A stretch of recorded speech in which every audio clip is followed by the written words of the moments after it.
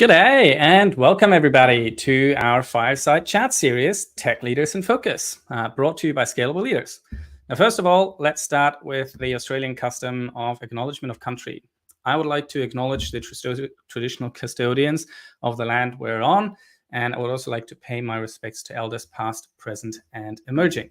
Now, what is this fireside chat series and what can you expect from the next hour? Over the last few years, there's been a realization that the transition into leadership roles is harder in tech. Anyone in engineering, product design, data, cybersecurity, quality assurance, etc., is having a harder time. And the gap between our leadership skills and where they need to be as leaders, or by the time we get into leadership role, is simply larger because as individual contributors, we're focused on our craft, and our craft doesn't involve the interpersonal leadership skills as much as roles, let's say, in sales, marketing, HR, and so forth. As a result, once we get into leadership roles, a lot of us feel stuck or overwhelmed. Now, at Scalable Leaders, we focus on giving leaders in tech that extra support system to unlock their potential, fast-track their growth, and help them avoid the burnout. It's a support system that's really designed to be the fastest way for leaders in tech to level up. But in this fireside chat series, we will talk to established leaders in our tech ecosystem. We want to A, demystify what the journey as a leader looks like, B, shine a light on common mistakes, and C, understand how leaders are managing the demands of their roles today. So whether you're catching us live or catching up afterwards, feel free to put any questions or comments into the comment section, and we'll go through it at the end during our Q&A or even afterwards. Now, I have with me today Herry Wiputra, CPO at hipages. Welcome, Herry. Glad to have you. And tell us a little about your current role and what that means on a day-to-day basis. Thanks, Ben. Happy to be here. So my current role is the CPO at hipages.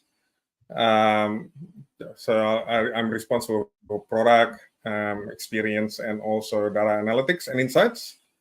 Look, the day-to-day, obviously there's a lot of, the reporting aspect, attending update meetings, having one-on-ones, and making sure there's alignment with strategy in what the teams are doing. But I think the most important part that I see of my role is making sure that the system of work is operating well and optimized. But also identifying opportunities to coach and mentor people as well. Yes, and helping to keep people grow with the systems that you're aiming for, right? Making sure capabilities match the tasks that are going to be at hand. Awesome. All right. Now let's zoom back a little bit to your career as a leader. In the event image where we've seen you've been at Campaign Monitor, you actually held the Chief Product and Technology Officer role at hipages, and then gave that up and changed to just being the CPO. You've been at real estate as well. Tell us a little bit about what that journey was like. Yeah, sure. Look, maybe my first journey as a leader probably at a company called Econex. It's one of the successful startup story in Australia. That's when I first became an engineering manager there. And then I moved to REA, joined as an engineering manager, and then was fortunate enough to be promoted to be a head of engineering role there, and then joined Campaign Monitor, firstly as a VP of engineering, and then eventually got promoted to be the CTO. And then a role at hipages opened up, which is a product and technology role, which is interesting because I've never officially done a product role before, but I took it on as a challenge. And I think after about 5 years in the role, it was time to give up, this time the CTO role. So I get to keep the CTO role. Yeah. Awesome. And I know, I mean, we've had a few conversations. I actually think the product thinking is pretty inherent to how you operate. So on the outside, from my perspective, it didn't feel like it was much of a step for you in any case. But what was it like? So you had sort of that CPTO role to then split that in half. Tell us a bit about how you managed to hold like both of the roles together and what the rest of the C-suite was like. And then how it came to the step of saying, well, actually, let's turn 1 into 2?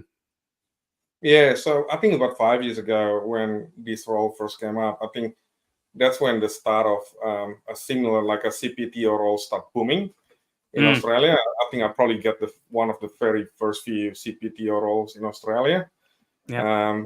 And it was interesting. I think I actually, looking back, and think it works really well, because at that point in time, hipages is doing similarly with the other roles in the executive team. So we also have a chief customer officer role, who's also responsible for sales and marketing.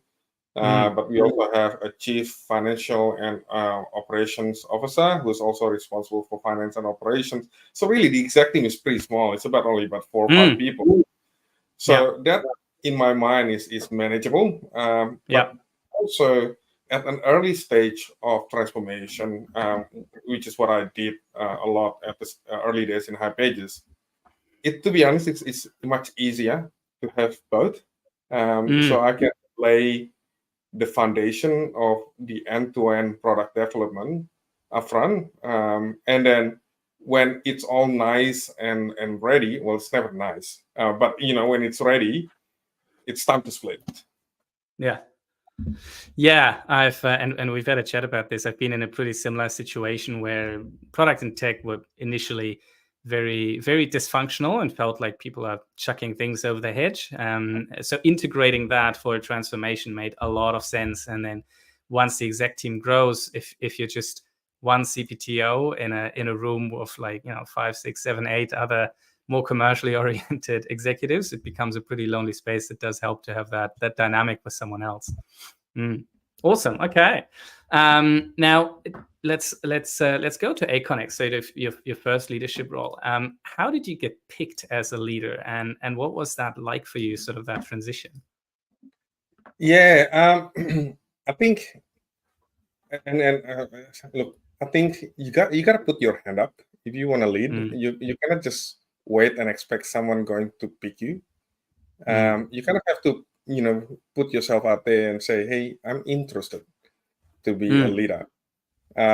So I think the few things that I did that helped me to get the role is put my hand up, and went through leadership training with my manager as well, participating on it. Awesome. And taking strong ownership in what I do, and like set example, do what you want others to do. So kind of set example, taking ownership, but also put your hand up and work with your manager to get there. Yeah, awesome. And we've got a very quick question from Joyce here. Are we going to have access to the recording? The answer is yes. Thank you, Joyce. Yes, this recording will stay online on both LinkedIn and YouTube. Great. So put your hand up, and it sounds like you did leadership training before you then formally got promoted. Was that helpful to then make it easier to get selected as an actual leader of a team? Yeah, it does help. I think more importantly, it helps because it gives me understanding of what is expected of being a manager. A lot of people being a first-time manager really don't know what to expect. And when you're a strong engineer and you become a manager, it's really a change of career. It's not a next step in your career. It's a change of career. And a lot of people struggle to let go of what they've been doing. And that's actually detrimental. Yeah.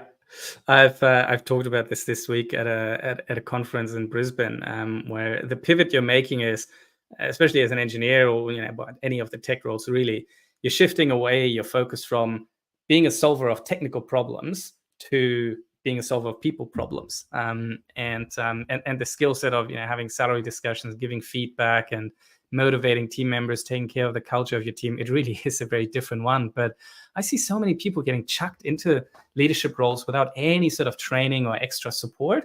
It's really tough. What was that like? still, when you made the transition, sort of that stress and that any extra stress or whiplash, like from this is what you imagined it would be like to what it was then actually like? No, it was actually a really smooth transition for me, but largely in part because my manager really invested his time in me. Like, awesome, yeah. I was going to trainings, like we're talking about like after work, like 6 p.m. to 8 p.m. kind of time frame. And that's like every week there was a session, and then my manager has to attend like 3-4 sessions to be there. And he did. He attended it. He invested his time on me. Wow. That is the commitment that I think very few people in tech get. I mean, especially these days where it's just crazy and lots of redundancies, and people have like teams have been eroded in terms of like additional capacity and stuff.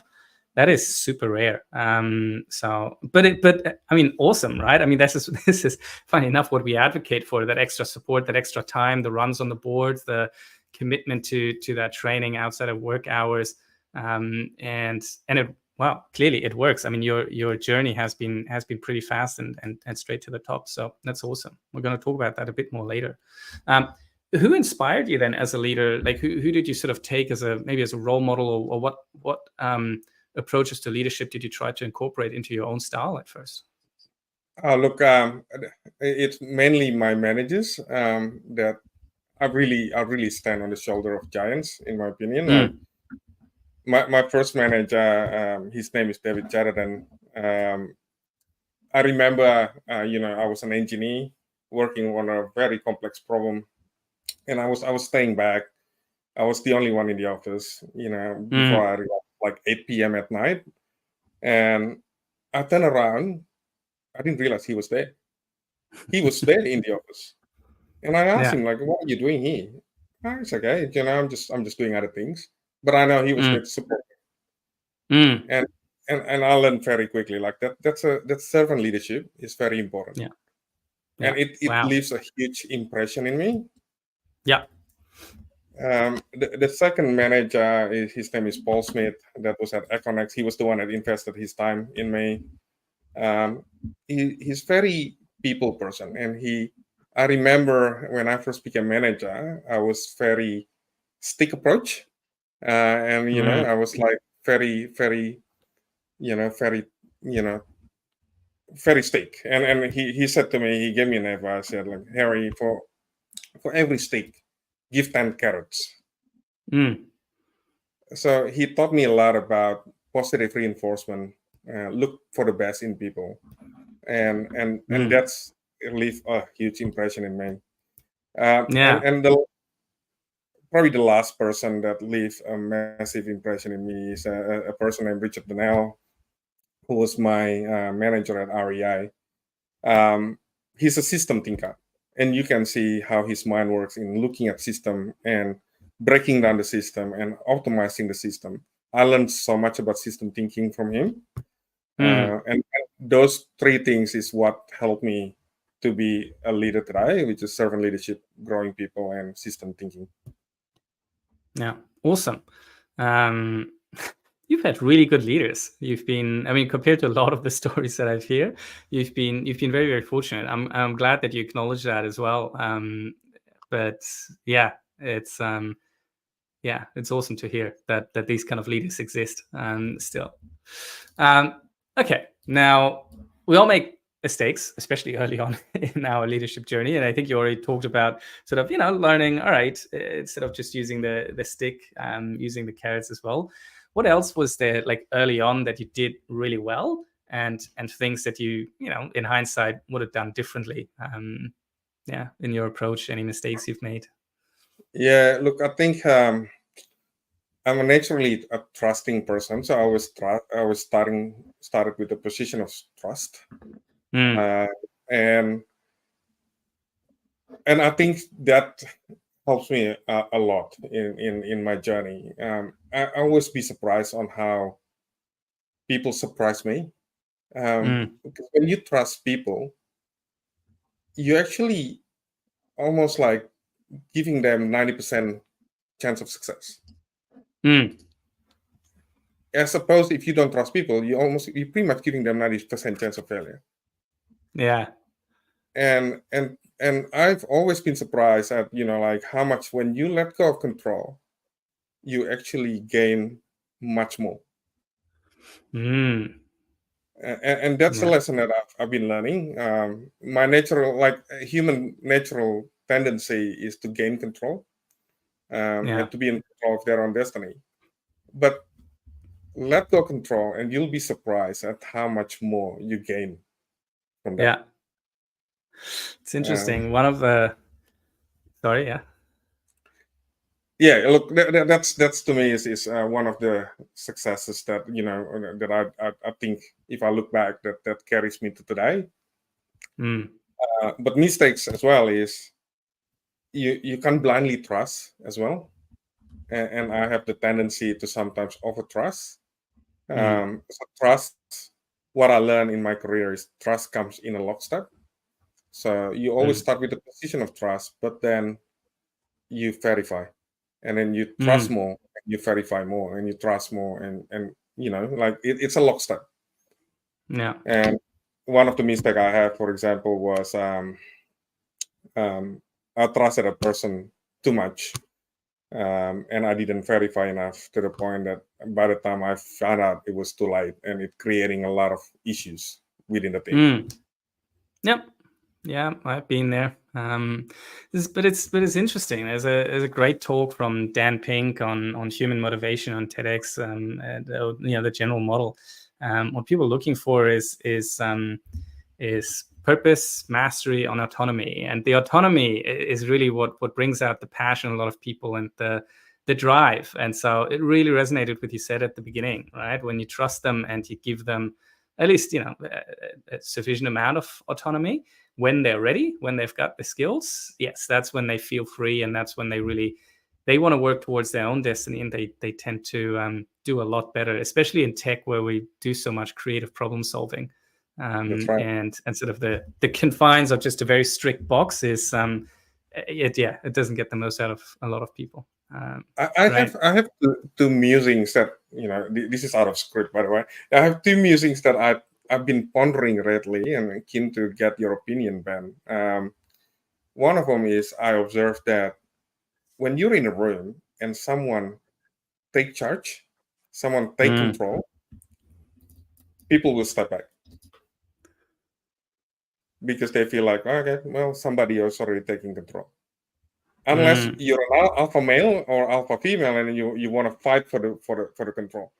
But people that hasn't developed as a leader yet, they tend to take a step back, and as a result, they're not getting the opportunity to lead. The second observation I make is when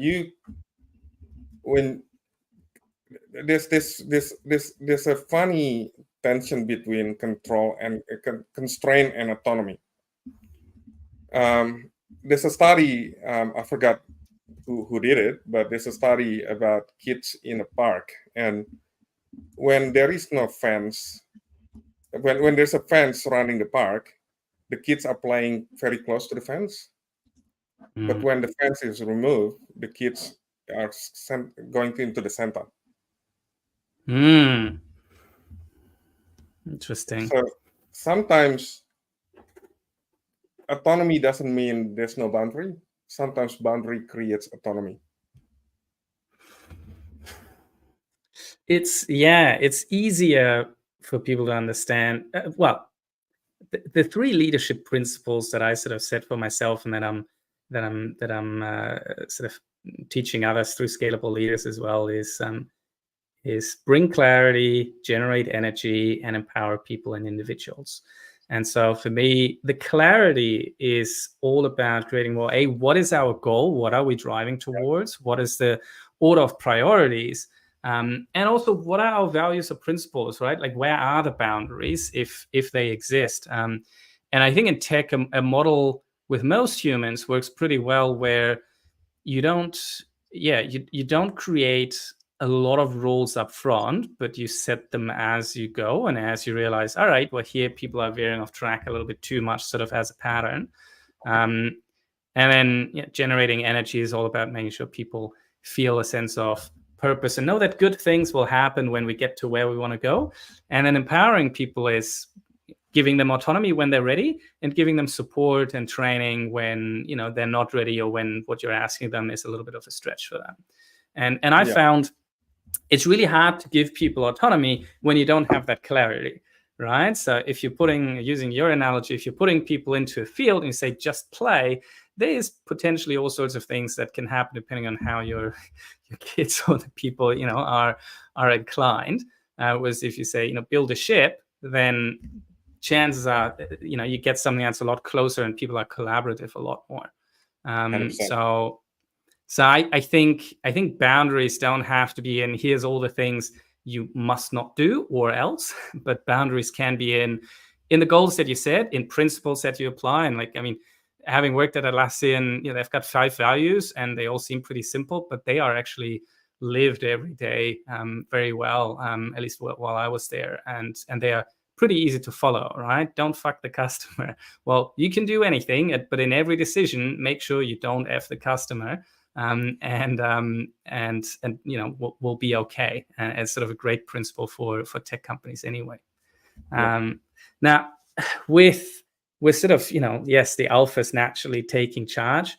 I think it's part of generating energy from like my own perspective is making sure you keep a certain balance in the team, right? And you do keep an eye on the people that are a little bit quieter and sort of create the space for them to be there, bring their whole self to work, but also have sort of equity in terms of opportunities. That's a hard one, and it's something that 20 years ago people weren't thinking about much. So yeah, it's a bit different now. Yep. Have you found as well that like it's sort of the introverted people like actually often do make really good leaders as well, or sometimes better leaders than the extroverted and like naturally talking much, taking things on and so forth? Yeah, no, 100%. I actually think majority of the leaders that I work with are more introverts than extroverts. They both have different qualities, and they both have their trade-offs. But things that the introverts do is like very thoughtful, and not rush in making decisions. But sometimes it can be really hard to get things out of them. So it's always a trade-off. Yeah, it is. Which brings us to the hard decisions. Tell us about sort of the hardest decision you've had to make in your career so far. And how you made it.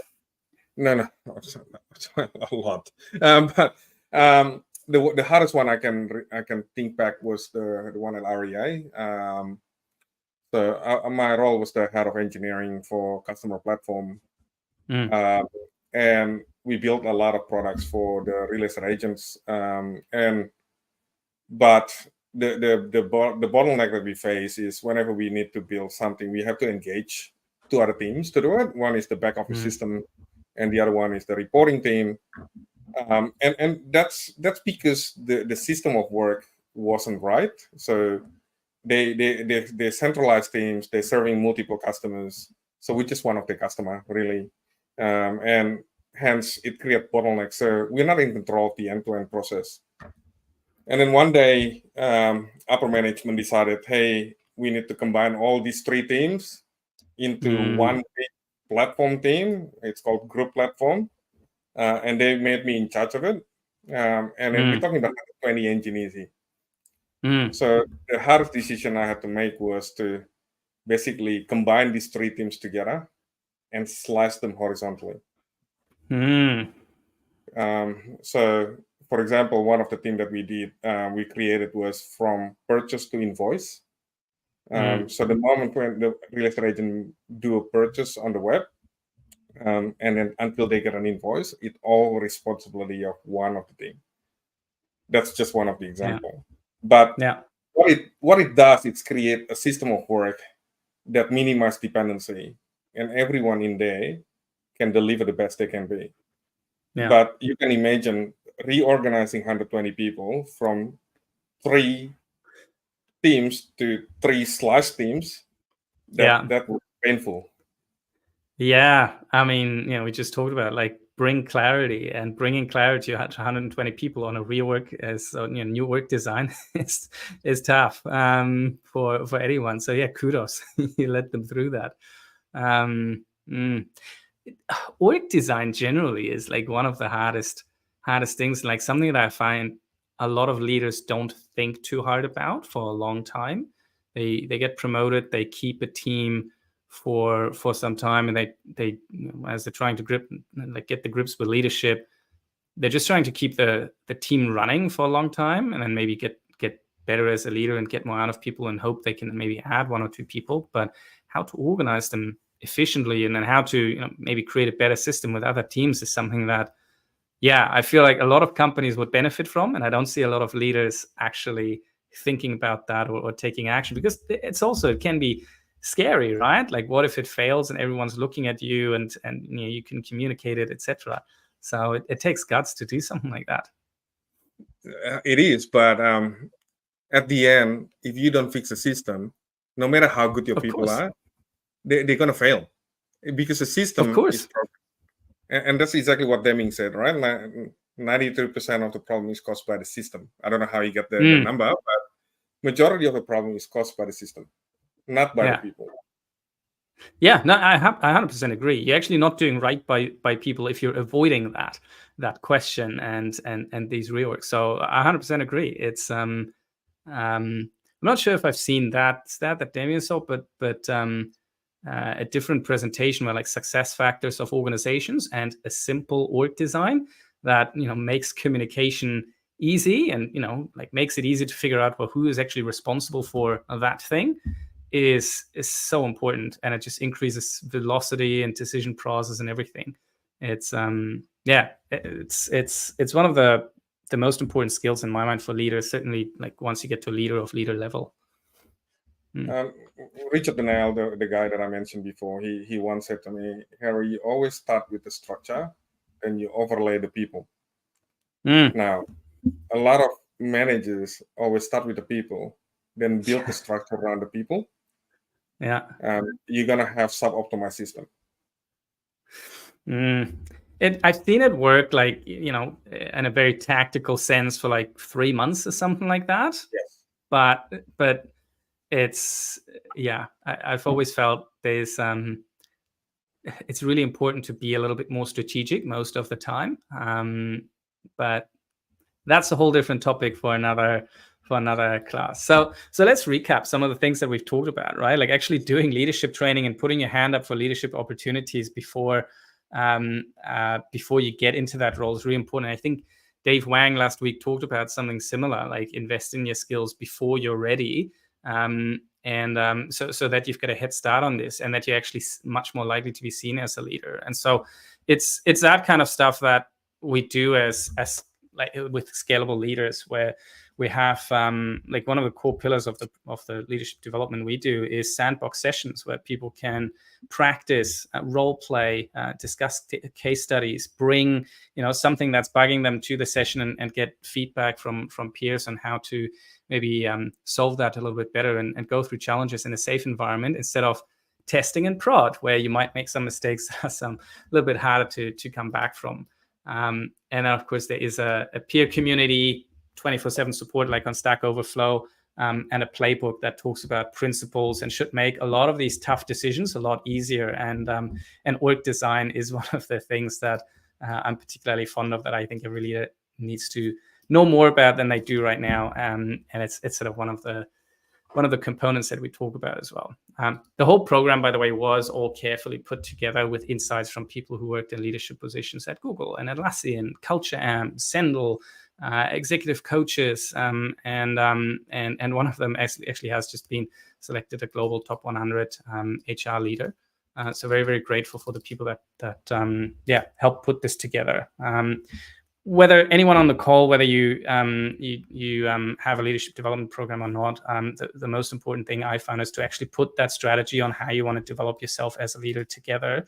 And I'm always happy to do this with people for free. If anyone wants to give that a crack, I'm booked out for the rest of the year, but scalableleaders.com/call, you can book a time with me, and we can have a look at your leadership growth strategy. Now, back to you, Harry. What are you known for as a leader today? Like, you're a pretty known entity in the ecosystem. Every leader has sort of, the good and the bad. Tell us about that. Look, I probably the one thing that I always talk about is lean. I always talk about lean in everything that I do. I'm a big fan of lean thinking, lean philosophies. Went to Japan for about a week, went through the whole chain of ecosystem end to end, and understanding about the Toyota production system. That was really mind-boggling and life-changing. That helps me develop that system thinking as well. The other one is probably open and transparent.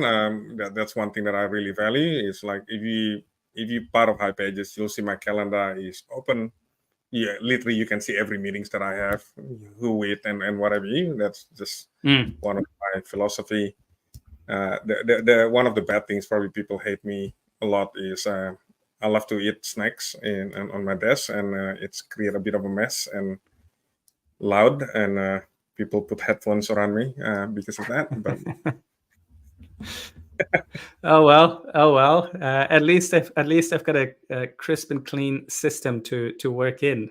Whether your desk is messy and loud is sort of secondary issue at that point, isn't it? Yeah, I think people literally avoid sitting next to me. Oh well. Gives you more space. Maybe you need that corner office finally. Okay, now we've gone through COVID, obviously, and I think we just had a chat. You tend to work 2 days from home, but you also lead a team that's sort of, in a hybrid setting. I guess there's always someone who is invited to a meeting and who's working from home that day. How did you adjust to that? Like your own leadership style, but also how you run the team culturally? Yeah, I think we at Camp and Monitor, because we have a team in US as well, so I got a taste of it before COVID. But then COVID kind of accelerates the whole thing. Look, I still wouldn't say that we are perfect in our hybrid approach. We're still putting more weight and emphasis on the people in Australia, for example, compared to people overseas. I think we could do better. But I think we're becoming more conscious and cognizant to make sure that we involve people overseas as well. So, for example, when we do hackathon, we make sure that we create a room where we present each of the hackathon games into the people overseas, rather than, because we want to create engagement, so we create more like a marketplace stalls in the office so people can engage, but it doesn't help for the people overseas that way. So we deliberately make a room dedicated for people to present in turn to the people overseas. So that's kind of taken them into consideration as well. Awesome. And then, like making sure that, when we do all hands and what have you, they're taking into consideration. And whenever there's, time for the festives and the party, make sure that, they also have their own party overseas as well. So awesome. It's so hard, right, to create that connectedness and that culture with distributed teams, but it sounds like just, again, equity and making sure everyone gets a share of that, really important. Great. Okay, now leadership, inherently stressful as a role. I don't know if the snacks have anything to do with that, but other than that, how do you manage yourself and make sure you've got the headspace and sort of the energy to sustain yourself every single day and bring your best to work? Look, snacks do have a part in it, but when it comes to purpose, in my opinion, like purpose is why do you do this? Why do you wake up in the morning and keep doing this, right? It's not like instant gratification job. As an engineer, you put in the code and then you see the code works. You get instant gratification, and that sometimes that dopamine is hard to let go. But once you become a manager, it might take years until you see something out of what you've done. But the purpose is what I think is important. Like, to me, is I really want to see an agile organization. I want to see an organization that can respond to change very quickly, and can adapt to the situation externally, and successful, and in doing so, growing their people along the way. Interesting. Yeah. Lost my headset here. Is there a connection as well to lean, like treating ultimately everything as an experiment and creating the feedback loops? And some are larger, some are shorter, but making sure that it's sort of in how your part of the organization works, the feedback loops get shorter, that the velocity gets higher. Yes. Like my philosophy in scaling organization has always been creating teams of startups. So I want each team to behave and act like startups, and that's how I believe organization can grow, respond to change very quickly, but also create autonomy and mastery of the people within teams. It's so interesting. So I need to ask you about this, because a lot of organizations, at least there was a point in their life cycle where they thought, yes, that sounds great. Like, like having these startups internally, having that passion, having people work really hard. Like a lot of organizations wanted that, which I think was part of the whole like lean startup initiative, and lean startup folks consulting to companies on how to create it with org design and tools and so forth. Why do you think a lot of organizations still failed and still work so slowly? It's the culture. The culture of the organization, and to a certain extent is the people on the leadership team. If you're not willing to let go of control, if you want to control everything and you don't trust your people, it's never gonna work. It's almost all the money you invest into L&D, etc., sort of gets wasted if you don't let people actually use it and embrace it. Awesome. Okay. I think we could talk hours more about this, but we also want to get to our Q&A. So the questions we've got in the chat already. Now, I've got one last question, and then we hand it over to our audience. Best advice for emerging managers? Anyone who has recently made the jump or wants to make the jump? Anything else on top of like getting training early, putting your hand up, etc., that you want to share? I think that a bunch of people ask me like, "Hey, I want to become a manager. What do I need to do?" I think the first question I ask them is, "Why? Why do you want to become a manager? Why do you want to talk to yourself? Like, why?" And if the answer is money or better position and recognitions or respect and whatever, I can tell you right now, you're gonna hate your job and you're gonna hate yourself. So to me, it's like, understand what is that deep purpose and meaning. Yeah. I've seen a lot of leaders ultimately take that step back because their purpose and how they approach the role. Sometimes it was just not having the skills and support, and saying like, gee, I burnt out, I can't do this anymore. I'd rather just be a single engineer or a single designer in a team, and that's good. Usually that happens before they bought the big house. Can't pay their mortgage anymore. And for others, it's actually feeling completely misaligned with what they want to achieve in life, and what leadership really means. I see this a lot in organizations where, as it happens in startups in particular, where the founders elevate the best engineer and make them a leader because they know best, so they make the decisions now and lead the team. And often the best engineer, well, you make two mistakes. One is you drastically decrease the velocity of your team because you just took the best engineer and gave them a different role. and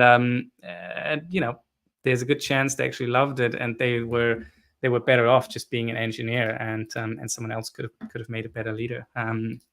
But I hope more organizations sort of learn before they make those mistakes. Cool. Now let's get to our questions. We still have about 20 minutes or so. So we had the question from Joyce earlier. So yes, it's getting recorded, and you can watch it afterwards. Now we've got a question here, and I'll go roughly in order. From Kate: any books or tools you found to be the most powerful in developing systems thinking skills, Harry? Yeah, Kate, thanks for the question. The book that resonates really well with me is a book around the Toyota Way. I forgot exactly who. Is it 7? I can't remember exactly who wrote it, but Toyota Way. And that trip that I took to Japan to understand the end-to-end, it just opened your mind and understand about how end-to-end and how system thinking helps to create a better organization. So yeah, like if you have the chance, have a read at the Toyota Way. I think it's gonna open your horizon. Awesome. All right, maybe we can put a link to that in the comments later on as well. Cool. I might just add one. Now, it's not systems thinking specifically, but one of the best books. It's not overly sophisticated or complicated, but it sort of forms the foundation for everything else. Is Peak by, I think, Eric Anderson. It's about how we as humans actually learn best or learn to master things. And so it talks a lot about like how you would pick up an instrument. I feel like what we do in leadership a lot is, we pick a leader, we give them the leadership instrument, and we ask them to just perform in front of the audience right away. And it's just not what we would do if it was an actual instrument. We give them a little bit of support. Here's some music sheets, some cheat sheets. Here's maybe some lessons. Here's a practice room where you can do stuff before you get out on stage. Maybe a mentor who can sort of give you something. Like, we would just create ultimately a lot of feedback loops. And I found, whatever skill it was that I wanted to pick up, like those principles of having that human support, having some cheat sheets, having practice and feedback loops sort of applied. So I hope that helps as well. All right, we've got another question from Joyce here. Can you give us some examples in practice? We went through a little bit of that with 120 people you inherited to reorganize. Do you have anything else for Joyce? Yeah, Joyce, thanks for the question. Look, I think one of them is exactly what Ben has said, is, you create clarity in the structure. Make sure that the structure allows people to deliver value to the customer with minimum blockage or bottlenecks. Because, so for example, when I joined hipages, the first thing I noticed was we have a design team who is centralized. We have a mobile team who's centralized. We have a back-end team. We have a front-end team. And when I ask the mobile team, hey, when you need to deliver feature in the mobile app and you need an API, what do? We raise a ticket to the backend team. Okay, and what do you do when you wait for the backend team to complete it? Or we start another task. So in Lean, one of the biggest issue is there's so many unfinished work. That's called the limit. The work in progress limit, the WIP limit. And with Lean philosophy, it's better to have one things deliver in the hand of customer than have many things in progress. So how do you design a system in a way that you can deliver value to your customer and create, a flow of work? And that's what I mean when I talk about systems thinking. So that's why, in hipages, what we build is a cross-functional team that has the capability to deliver everything end-to-end. And the team is autonomous because they have all the skills they need to deliver value, and they don't need to depend on other teams to do it. I found an interesting example recently at an organization. I was using a matrix type org chart. And I think the Spotify model sort of advocated for pretty much the same thing as well, which if anyone's still pursuing the Spotify model, it didn't work in the way it was sort of advocated. So it's great how a lot of organizations saw, oh, cool, the Spotify model, that must work really well. I mean, it's Spotify, followed that train, and Spotify never executed on it. And then everyone came back to us like, yeah, somehow there's overheads. And I feel like we're doing the same again with Airbnb saying like, well, we got rid of the product manager title and role as such. And now a lot of organizations are like, cool, yeah, that's a way to save money. Let's do that. And so the problem with the org, with the matrix org is like, well, it works well if you want people to lead projects, and at the same time you want experts in a certain craft, right? So if we take the engineering team, you might have 3 products, you have a squad for each, but you still have a back-end lead and a front-end lead and a mobile lead or something that sort of report horizontally, and you've got that across all the commercial structures as well. And the problem with that is always, as an individual, you never quite know, well, which master do you serve more, one or the other. And then the front end team wants to run the projects, and it collides with all the products that have deadlines and need to deliver certain value. And so it just creates this incredible overhead. And most organizations don't benefit from having a world-class backend or a world-class front-end function. I guess that's what Spotify figured out as well. Sometimes good enough is fine. What do you optimize for, and design the system for that? We always run into fallacies of like something that looks nice, but actually it doesn't serve our purpose, and it means our system is not as good as it should be. So I'm totally with you on the shortest path to actually from what the customer wants to deliver it is usually a good starting point. Yes, it's if people have time, I recommend you listen to a recording by This American Life. It's a recording about NUMI. I think it's NUMMI. It's a car manufacturing plant in Detroit, if I remember correctly. It's actually owned by GM originally, and it was messy. You're like people deliberately sabotaging the cars. They have drugs, prostitution in the factory, and whatever. It's really bad. Jeez. And then Toyota want to break into the American market, so they did a deal with GM to build like small, medium car, and they took over the operations of that plant, and they completely turned it around. And they use the same people. They use the same people, and they changed how the people completely has no respect of what they did to have pride in what they built. And that's amazing. And then GM look Story at of that. Leadership. GM look at that, and GM go and okay, this is great. We're gonna replicate it to every single factory that we have. So they go in there, took pictures of every single corner, and replicate it to every factories they have. And guess what? It fails. Yeah. Because the problem Leadership. with transformation is leadership and culture, and that can be replicated just like that. I've been there. There's one company I remember. I joined them, and I think within the first week, I had 3 people come up to me and like wanting to get each other fired. And I was like, Jesus, what did the founders do here? And let's say it was interesting. Now we've got a few more questions here. We've got one from Trent. Hardest places to lead, and did profitability play a part in making it hard to lead? Trent, my old mate. Look, obviously, when you're profitable, it's much easier to experiment and make mistakes because the company is more forgiving.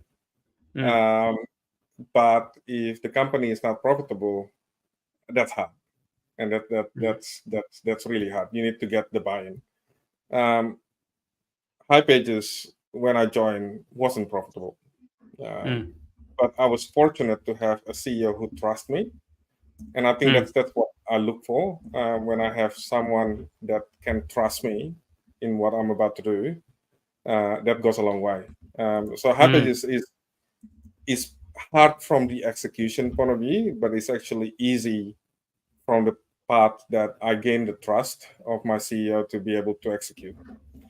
But the other companies, which I don't really want to name, that not easy, because when you don't gain the trust, especially when it's a different culture, it's a global organization that has different culture. Leadership is another country that has different mindset and thinking.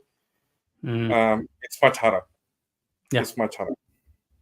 It's interesting what you mentioned there. I found it almost easier. I mean, different companies, different experiences, etc. Right? But I almost found it easier to create change when a company is not doing so well, because there is generally consensus that, well, geez, something needs to change, and we need to become more efficient, and we need to optimize, and we need to experiment, because what we're doing right now isn't working.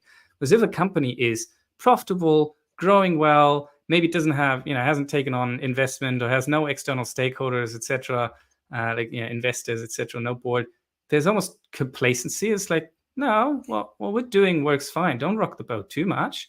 And it's like, gee, the potential here is huge, but you need to embrace it. the experimentation, the lean mindset. Actually, you're right. What I was trying to say is, it's easier to instigate change, but it can be very not forgiving when the change doesn't give you immediate results. Yes. And no, I think one key lesson in transformation is, actually, Teresa Torres quoted a really, really nice quote, which is like, a lot of leaders coming into transformation and then paint a really good vision of where it needs to be, and they expect people to go there. What Teresa Torres said is, no, you got to meet where people are. So your starting position, it should be where people are, and help them to get to where you want them to be. Yeah. Yep.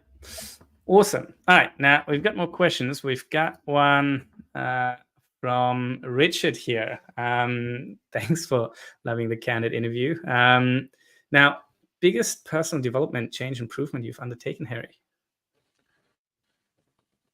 Oh, there's a lot, man. One of the things is probably facing my demon. Like, I have a lot of demons in me. Because I love what I'm doing a lot. I can take things too personally sometimes. And especially if people is doing things to break the system, I can take it too personally sometimes, and that's not great. So I've been fortunate enough, for example, to have executive coach helping me, because you know what, as a leader, it's quite a lonely job. Who do you talk to, right? You talk to your people. That's not good, because you might, especially if you have a problem with your fellow peers, you can't talk about them to your people, right? If you talk to your manager, you might be perceived as, backstabbing your peers. Been there. So you're kind of stuck between a rock and a hard place. Who do you talk to, right? Like, it's very lonely job. So having a coach is immensely important for me personally. So, and there are many things that I thought, I'm in the right, and the coach helped me and create a different perspective that I just didn't see. Yeah. Did I've got this personal experience where I've worked with a coach, but probably too early, where I didn't have the other leadership fundamentals, had no formal leadership training, etc. Sort of went straight from being a leader to, okay, executive coach, help me figure a few things out. And in hindsight, it felt like that wasn't particularly effective, because again, I was missing a lot of fundamentals and a lot of awareness that going through the fundamentals and those learning cycles sort of bring. At what point would you recommend even for someone to start working with an executive coach? Look, I had an executive coach when I was at REI. That was early in my journey as well, to be a senior leader. That that did help me a lot, but it's really in the last 5-6 years when I really benefit the most. When you were actually at executive level. Yeah. And then yeah. Okay, awesome. All right. I think we've got time for maybe one or two more questions. Now, we've got one from Andrew here, who, by the question, I can tell you've had to lead cross-functional teams as well. So when you led product and technology at hipages, how did you balance the budget investments into the portfolios? And yeah, any insights or guidance for your decisioning? Yeah, my guidance is don't think about it as technology and product. Think about it as one. What is the value you're delivering to your customer? And product and technology is the pieces to deliver that. So that's why I put a lot of effort in making sure that each team has a clear ownership of value that they deliver to their customer. And then based on that, then you identify what is it that's stopping them for delivering value to your customer and fix the system. Yeah, it's I've always found you've got a bottleneck somewhere, and that's probably a good place to start. But at some stage, there's a point, probably beyond the 20 people, and it's more like 50 to 100, where your system mostly demands certain ratios of like number of product managers to engineers, etc. I mean, there's always special cases, special teams where it's a little different. But I think getting there then makes the budgeting a lot easier. Have you found that as well? Yeah. So the way we budget is basically we look at it's at the end of the day, companies are there to create profit, right? So return of investment is important. So to me, is the way we do it now in hipages is we start with the OKRs. What are the key results that we want to improve? And if we move these key results, how does it link into the top line and the bottom line and whatever? And then based on that, how much should we invest to create the ROI? So we balance that with giving the autonomy to the team. So we start with the top level metrics, what we need to move, and then break it down into key results, and then give it to the team. These are the key results that we would like you to move. You tell us how much you can move, and then that's a discussion that we have. And that way the team creates an ownership. And then, if the team come back and say, look, we can only move, for example, we can only increase, this by this, and that leads to increase in revenue by 250K for this year. Then we can come back and say, well, hang on, what's the lifetime value of this revenue?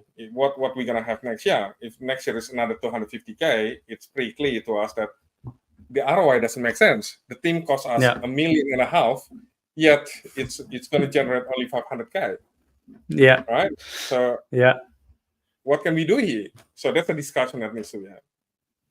Yeah, interesting. I've worked with one organization. It was I think the first time building a cloud product, and I don't think anyone had run the numbers. And when I went through it, I'm like, well, how much does it take us to set up each instance? Because it was a cloud product, but single tenant architecture. So each having their own EC2 instance. And the outcome was, well, it takes us 3 years worth of revenue to set up each client. It's like, gee, let's not invest in that. We could fire a power plant with money, and that'd be more profitable. Right, we're at the end. Sorry, I see there's like one or two more questions. We won't have time for that, but maybe Herry can go into the chat after. Thank you so much, mate. It's been an absolute pleasure to chat with you. Thanks for being so candid and open with your experiences and so vulnerable as a leader as well. It's exactly what we want to see and what this ecosystem needs. So thank you, Herry.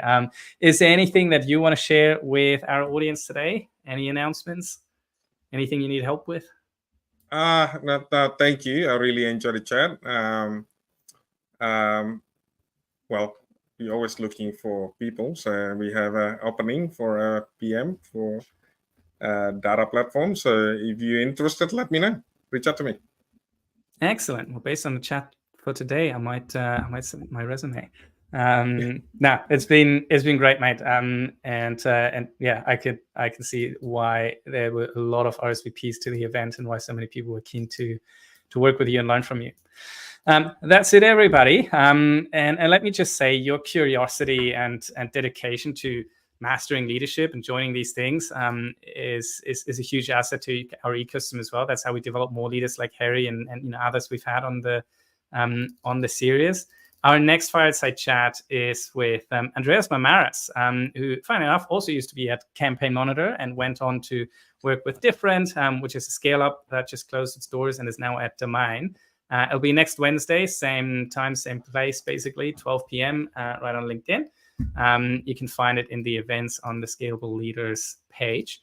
I'll also put it in the comments, and I'll put the other fireside chats that we have there as well. There'll be more next year with people like Klaus Reitmakers, who used to be at Stan and a few other companies, and Yaniv, who was at Google and Airtasker and now runs Circular.